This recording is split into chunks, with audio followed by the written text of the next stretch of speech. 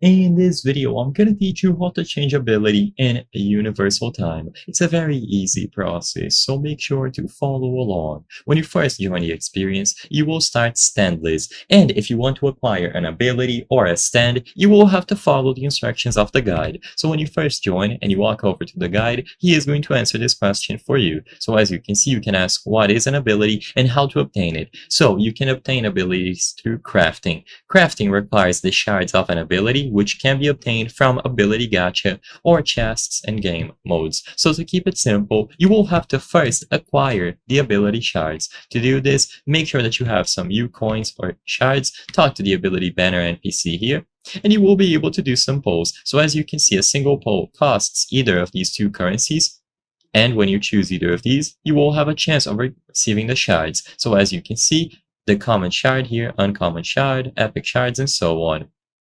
Once you acquire the shards, all that you have to do is talk to the crafting NPC, and now you will be able to craft. So there are a bunch of things to choose from. You can select any of these, and as long as you have the shards and the necessary materials, you will be able to craft them directly from here.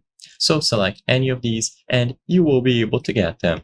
Once this is done, to actually equip the ability, you just have to open your inventory. Now sadly, I don't actually have any abilities on me. I only have this one, which is Standless, which is of course the default one that you start with. All that you would have to do is click it here and then equip, and you will be able to equip the ability. With this example here, I equipped Standless. Of course, it is the one that I already had, but if you had an alternative ability, you would be able to find it here. Make sure that you choose the appropriate filter at the top, and once you do, you will be able to find the ability and then use it. Just click it here, equip, and you will be good to go. I hope I was able to help you on how to change ability in a Universal Time. If this video helped you, please be sure to leave a like and subscribe for more very easy tips. Thank you for watching.